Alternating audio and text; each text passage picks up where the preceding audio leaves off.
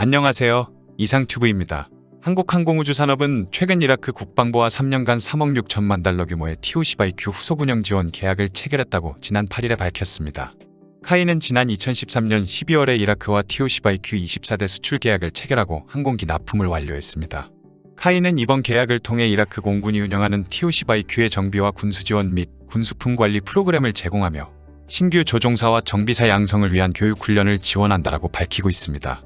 카이는 이라크의 TOC-BQ의 수출 이후부터 후속 운용 지원을 맡고 있으며 이번 계약은 2022년부터 2024년까지이며 이라크와 유지보수 비용으로 3년간 3억 6천만 달러의 계약을 맺었다는 의미입니다. 항공기는 통상 30년 이상을 운영하고 있으며 항공기 수명주기 전체에 들어가는 비용을 보면 개발과 양산 비용은 전체 비용의 30%에서 40%를 차지하고 후속 운영 지원은 60%에서 70%를 차지하여 더 큰 시장이 형성되어 있어 유지보수 시장이 오히려 더 큰 시장을 가지고 있습니다. 즉, 이라크 국방부는 한국에서 도입한 TOC-BQ를 계속 운영하기 위해 한국과 후속 운영 지원 계약을 갱신했지만 이번 계약은 2022년부터 2024년까지 3년밖에 계약을 하지 않았기 때문에 이라크 국방부는 TOC-BQ를 30년 후인 2047년경까지 지속적으로 운영하기 위해서는 한국의 카이와 후속 운영 지원 계약을 계속해서 갱신해야 합니다. 따라서 단순히 3년간 3억 6천만 달러의 계약으로 30년간 후속 운용 지원비를 계산하면 카이는 최대 36억 달러 정도의 매출이 이라크에서 발생하여 수익을 얻을 수 있습니다. 물론 이렇게 발생하는 비용으로 카이는 고용유지 및 연구개발에 이 돈을 돌릴 수 있게 되는 것입니다. 카이의 TO-10과 TA-50 그리고 경공격기인 FA-50은 한국 공군이 총 144대를 도입했으며 해외에도 총 72대를 수출하고 있어 당분간 TO-10 시리즈의 후속 지원 계약으로 지속적인 매출을 올릴 수 있기 때문에 카이는 이 자금을 바탕으로 FA-50의 업그레이드, 즉 FA-50의 멀티롤 기화를 추진하고 있을 것으로 예상됩니다. 카이가 FA-50의 멀티롤 기화를 추진하고 있는 이유는 미국 보잉사의 T-7A가 출시를 기다리고 있기 때문입니다. 현재는 여러 가지 문제로 T-7A의 개발이 더디게 진행되고 있지만 이러한 문제들은 앞으로 해결될 것으로 보이며 T-7A가 출시된다면 미 공군과 해군의 막대한 수요가 기다리고 있고 더욱이 보잉은 디지털 엔지니어링을 이용해서 T-7A를 개발했다라고 말하고 있기 때문에 T-7A의 기체 단가는 더욱 저렴해질 것이다라고 말하고 있습니다. 따라서 T-7A의 양산이 시작된다면 미국 내의 막대한 수요와 저렴해진 T-7A는 해외 훈련기 시장에서 두각을 나타낼 것으로 보이며 T-7A가 해외 시장에 공급되기 시작하면 한국의 TO-10의 입지도 달라질 것으로 보입니다.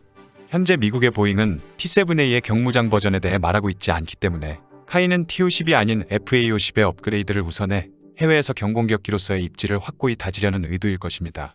카이의 TO-10은 미 공군의 차기 훈련기 도입 사업에서 보잉의 T-7A에 패배했지만 현재 동남아의 말레이시아와 남미의 페루, 동유럽의 슬로바키아에 FA-50을 판매할 가능성이 높은 가운데 콜롬비아와 세네갈 등의 마케팅에도 주력할 것이라고 밝히고 있습니다.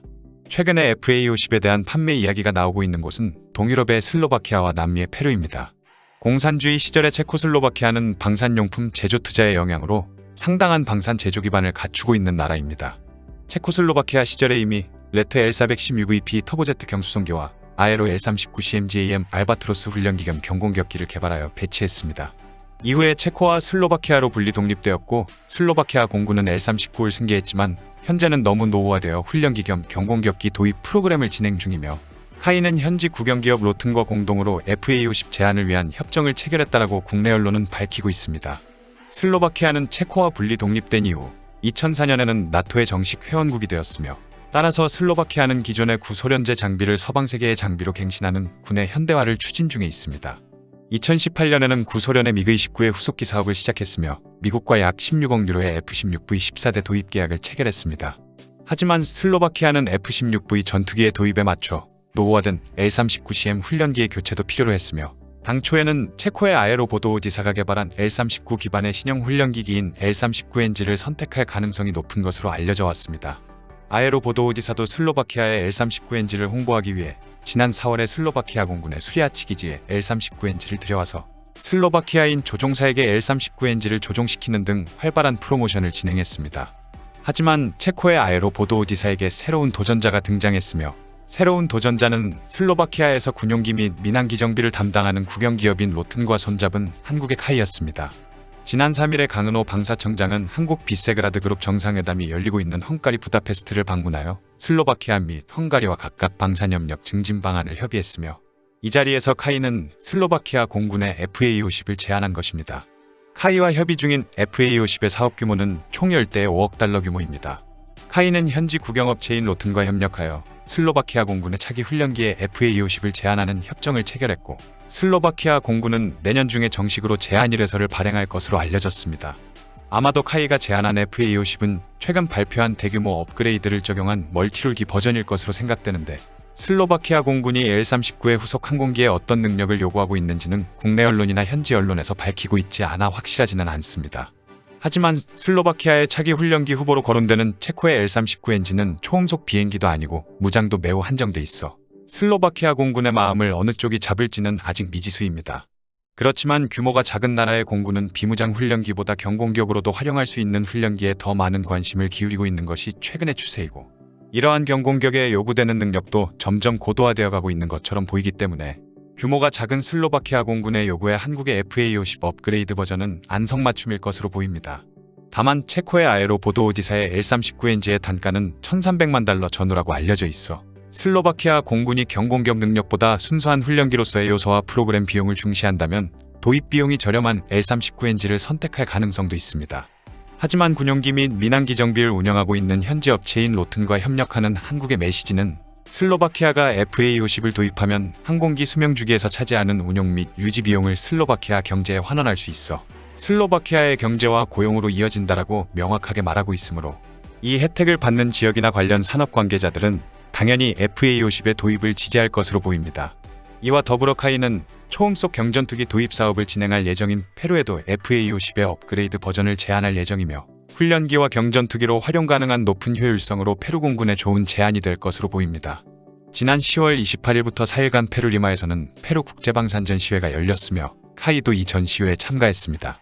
카이는 페루 공군 수뇌부 및 사업 관계자와 FA50의 성능 개량에 관한 면담을 가졌으며 페루의 항공산업 확대 방안에 대해서도 집중 논의했다라고 밝혔습니다. 특히 카이 부스를 방문한 페드로 카스티오 페루 대통령은 FA50의 성능 개량에 긍정적인 관심을 보였으며, 카스티오 페루 대통령은 한국 공군과 여러 국가에서 운용 중인 FA50의 뛰어난 성능은 익히 알고 있다라며 한국과의 방산협력이 증진되어 페루 공군의 현대화에 기여할 수 있기를 바란다고 말했습니다. 이에 카이의 김한일 상무는 FA50은 성능과 가격, 후속 지원까지 페루 공군 현대화를 위한 최적의 기종이라고 강조했습니다. 이어 카이는 KT-1P에 이어 국산항공기의 남미 시장 개척에 총력을 기울일 계획입니다. 카이는 지난 2012년에 페루와 KT-1P 기본훈련기 20대 수출 계약을 체결했으며, KT-1P 기본훈련기를 현지에서 직접 생산하여 기술 협력과 인력 양성 지원 등 상호 협력을 통해 페루의 항공산업 육성에 기여한 바 있습니다. 카이는 거대한 중남미 항공기 시장 공략을 위해 페루를 수출 거점으로 활용한다는 전략이며, 항공산업 육성을 꿈꾸는 페루와 함께 윈윈할 수 있을 것으로 기대하고 있습니다. 여기에 24대 규모의 말레이시아 공군의 경공격기 도입 사업 및 여러 나라의 경공격기 도입 사업에도 참여하고 있어 만약 이들 나라들 중에 몇 개의 계약을 수주한다면 앞서 말했듯 후속 운용 지원에 관한 비용도 발생하여 우리나라의 항공산업은 더욱더 성장할 수 있을 것입니다. 이상 마치겠습니다. 시청해주셔서 고맙습니다. 이상 튜브였습니다.